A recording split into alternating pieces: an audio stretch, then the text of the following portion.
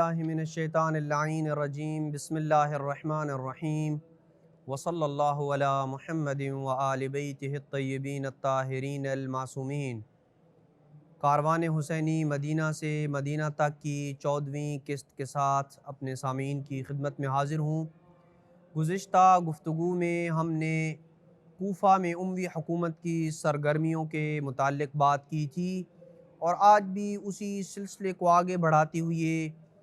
دوسرے نقطے کے متعلق گفتگو کریں گے، جس میں شام میں قائم بنو امیہ کی مرکزی حکومت کے ان اقدامات کی طرف اشارہ کیا جائے گا جو انہوں نے امام حسین علیہ السلام کی تحریک کو روکنے کے لیے اقدام کیے تھے، اور ان کے ساتھ ان اموی فیصلوں کو بھی بیان کیا جائے گا جو کوفہ کی طرف سے بنو امیہ کے جاسوسوں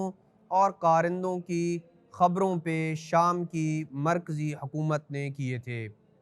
مورخین نے لکھا ہے کہ جب یزید ابن معاویہ کو کوفہ کے بگڑتے حالات کی خبر ہوئی تو اس نے اپنے مشیر سر جون کو بلایا اور کہا کہ حسین ابن علی کا سفیر کوفہ میں حسین کی نصرت کے لیے سرگرم ہے اور لوگوں سے بیعت لے رہا ہے، جبکہ خود حسین کوفہ کی جانب عازم سفر ہیں، اور کوفہ کے گورنر نعمان بن بشیر کے کمزور موقف کی خبر بھی مجھے موصول ہوئی ہے۔ اب تم بتاؤ ان سب میں تمہاری کیا رائے ہے؟ کوفہ کی گورنری کس کے سپرد کروں؟ تو سر جون نے کہا کہ اگر میں اس مسئلے میں آپ کے باپ معاویہ بن ابی سفیان کی رائے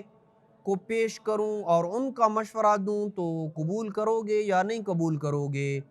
تو یزید نے کہا بالکل میں قبول کروں گا۔ تو سر جون نے کہا کہ ابن زیاد کو کوفہ کا گورنر بنا دو۔ یزید نے سر جون کے موقف کی تائید کی اور ابن زیاد کی طرف اپنے قاصد روانہ کیے اور کوفہ کی گورنری کا عہد نامہ ان کے حوالے کیا۔ یزید نے ابن زیاد کے نام مسلم بن عمرو الباہلی کو خط دیا، جس خط کا متن یہ تھا: کوفہ سے مجھے میرے پیروکاروں نے خبر دی ہے کہ مسلم ابن عقیل لوگوں کو جمع کر کے امت میں وحدت کی فضا کو پارا پارا کر رہا ہے، اس لیے یوں ہی تمہیں میرا خط موصول ہو کوفہ پہنچ جاؤ اور مسلم ابن عقیل کو گلی گلی ایسے تلاش کرو جیسے تسبیح کے دانے ٹوٹ کر گرنے کی صورت میں گم ہو جاتے ہیں، اور تم ان دانوں کو تلاش کرتے ہو، ایسے گلی گلی میں جناب مسلم کو تلاش کرو یہاں تک کہ مسلم کو گرفتار کر لو یا مسلم کو قتل کر دو یا جناب مسلم کو کوفہ بدر کر دو۔ بعض مورخین نے ابن زیاد کی طرف یزید کے خط کے متن کو کچھ یوں لکھا ہے کہ مجھے خبر ملی ہے کہ اہل کوفہ حسین ابن علی کی بیعت پہ یکجا ہو گئے ہیں، میں تمہیں خط لکھ رہا ہوں، پس اس خط پہ عمل کرو، کیونکہ میرے پاس یعنی یزید کے پاس اپنے دشمن پہ حملہ کرنے کے لیے تجھ سے زیادہ کاری کوئی تیر نہیں۔ جو ہی میرا خط پڑھو اسی وقت اور اسی گھڑی کوفہ کا رخت سفر باندھو، اور خبردار کسی قسم کی تاخیر نہ کرنا، جلد سے جلد کوفہ پہنچو اور نسل علی ابن ابی طالب کا کوفہ میں نام و نشان مٹا دو، اور مسلم ابن عقیل کو تلاش کر کے اس کا سر کاٹ کے میری طرف بھیج دو۔ اس تمام گفتگو اور اس کے خط اور شام میں اس وقت کے حالات کے متعلق چند امور سامنے آتے ہیں جن کے تجزیے اور تحلیل کو اپنے مومنین کی خدمت میں پیش کر رہا ہوں۔ سب سے پہلا نقطہ، رسول اکرم کی وفات کے بعد منافقین کی ایک جماعت وجود میں آئی جن کا ہدف یہ تھا کہ امت کو اہل بیت کی راہ سے منحرف کر دیا جائے۔ اس جماعت کے اہم ترین ستون کعب الاحبار اور سر جون جو امیر شام اور یزید کا مشیر تھا، اور چند دیگر افراد جو اس قسم کی سوچ کے مالک تھے جو کعب الاحبار اور سر جون کی سوچ تھی۔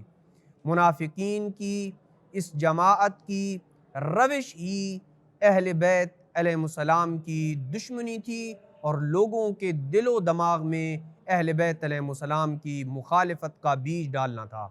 اور تاریخ نے واضح کیا کہ جب یزید کو کوفہ کے بگڑتے حالات کو کنٹرول کرنے کی ضرورت پیش آئی تو اس نے سر جان کو بلایا، کیونکہ یزید جانتا تھا کہ وہ اس کا بہترین حل پیش کرے گا، یعنی سر جان اس کا بہترین حل پیش کرے گا۔ اور یہی ہوا کہ اس نے کوفہ کے لیے ایسے شخص کا انتخاب کیا جو اہل بیت سے بغض اور دشمنی میں معروف تھا،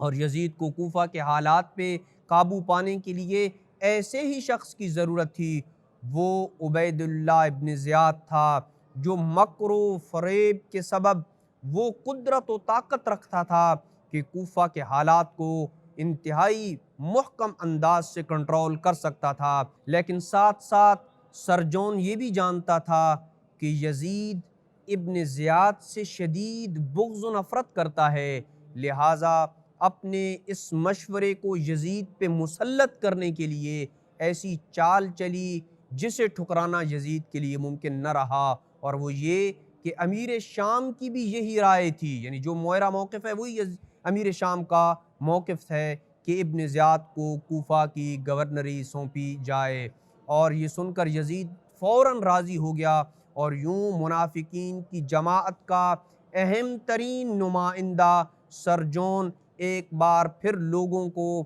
راہ اہل بیت سے منحرف کرنے کی کوشش میں کامیاب ہوا، اور اس نے یزید کے دل میں ابن زیاد کے لیے نفرت کے باوجود ابن زیاد کے لیے کوفہ کی گورنری کا عہد نامہ نکلوا لیا۔